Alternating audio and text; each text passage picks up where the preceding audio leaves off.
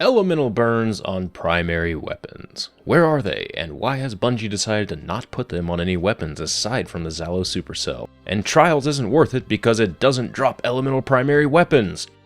Those are some of the main questions I've been seeing in the comments over the past few weeks, so let's examine this whole situation. In vanilla, in year 1, Destiny elemental primary weapons came from one of two places: the hardest version of in-game PvE activities and the lighthouse chests from Trials of Osiris. They had a prestige associated with them because it signified that you had beaten some of the hardest content that Bungie could throw at you. But where were they actually useful? When you boil it down, there were only two activities in which elemental primary weapons were considered a must-have: the Nightfall and Weekly Strike if it had a burn associated with it, and some specific rounds in Prison of Elders. Often in those strikes you would blow through whatever special and heavy ammo you had pretty easily, so you wanted a primary that would make the experience easier. The burns themselves also didn't really serve a purpose other than to increase your damage. Yes, some enemies were a bit more lethal if they were able to do that elemental damage as well, but overall the burn felt like it existed to help you through the strike. Weeks where there were 3 types of elemental burns in the same strike were usually met with, "Hell yeah, I can use whatever I want!" And the fact that everything else was more lethal to you was an afterthought, since you were doing so much increased damage with your everything. Prison of Elders was a slightly different case. The elemental burns didn't last through an entire run as they were associated with 1 or 2 particular rounds. Urox the Flame Prince always had solar burn associated with him because his main mechanic was solar damage. Various Vex rounds would have Void Burn and have more Minotaurs spawn. Cabal would have Arc Burn in some situations, where Scions could use their shockwaves while you're trying to dismantle mines, yes? Elemental burns on primary weapons made all of the activities easier, but also limited what weapons you could pick if you wanted to actually get through them with an easier time. Arc Burn? Cool, let me go grab Fatebringer or Oversoul's Edict. Solar damage, Abyss Defiant, or Visions of Confluence. Void, well, let's hope you had a good weapon from Trials of Osiris, because Atheon's Epilogue was just bad. The point is, the burns would usually dictate what primary weapons you would use. You could choose to ignore that aspect of the fight though and still get through it. You would just have to expend some more bullets and foul language as that wizard regenerated its shield for the 11th time.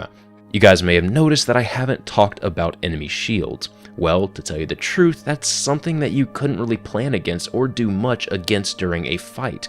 You had to plan your loadouts ahead of time if you knew there were multiple shield types to go against.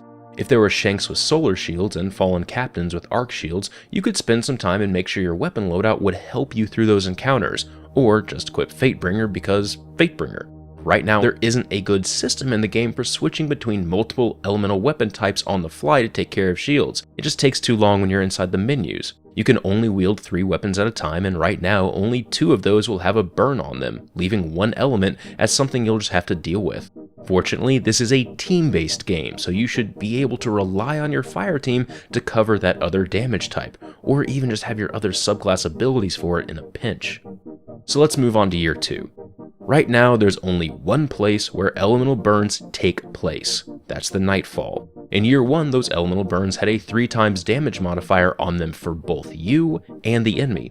Now in year 2, you're only doing 2 times the damage if you have a weapon with the burn on it, and that enemy is still doing 3 times damage. So Bungie has clearly made the burn modifier something that will be affecting enemies and how they do damage to you, over how they want you to do damage to enemies.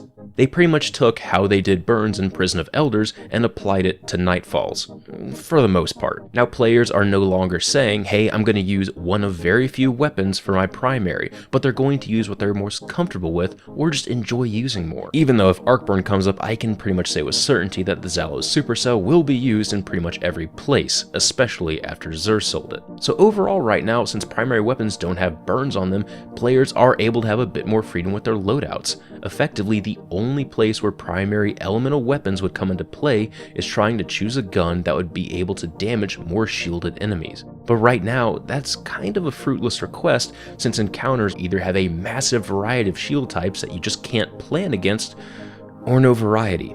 In the hard raid right now, you're either going to encounter arc shields on Taken Centurions or solar shields on wizards. If elemental primary weapons were more prevalent, people would start prioritizing what primary they're using based on its element for those fights, and not if it's a weapon that they actually prefer using because it suits their playstyle. At least that's my take on it. The other big complaint that I've been reading this weekend is that Trials isn't worth it because it doesn't drop primary elemental weapons. Well, you're kind of wrong in that regard, at least in regards to Year 2. In Year 1, you chase those elemental weapons because it would help out in the Nightfall and Prison of Elders.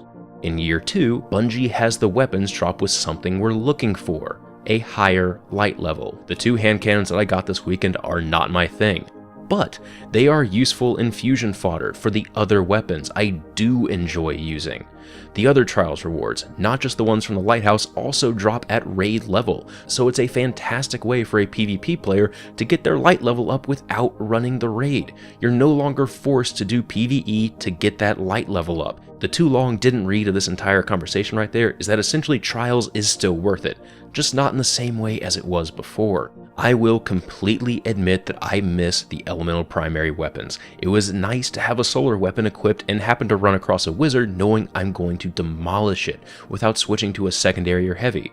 But at the same time, I can understand this from the development side, that there will be more freedom in what weapons we choose to use as our primaries. I'm now excited for almost every single Arms Day because I could get a god roll on one of the weapons and I'll actually use it in activities. It won't be sidelined because some other weapon has burn on it, which then makes that weapon absolutely better. There is one more idea that I wanted to play around with. Amongst the comments, I see this one reoccurring idea and it's starting to grow on me. What if there was a drop that could be applied to a weapon through infusion that would give it an element? Which element it was would be a guarantee, so you're not rolling the dice for one of the 3 elements. Since Bungie has started going along with the idea that we find a weapon that we like and then upgrade it along our journey, this whole idea does fit in with that. I think that right there would be a good middle-of-the-road solution for both the developers and the players that really want elemental primaries. Anyway, I hope you guys enjoyed this rant. As I said, I wanted to do more of these, so keep the comments below on what you would like to see me rant on, or just comment on this topic and tell me your thoughts on the elemental primary weapons debate. This has been Patrick Casey with Planet Destiny, your guide to the Destiny universe.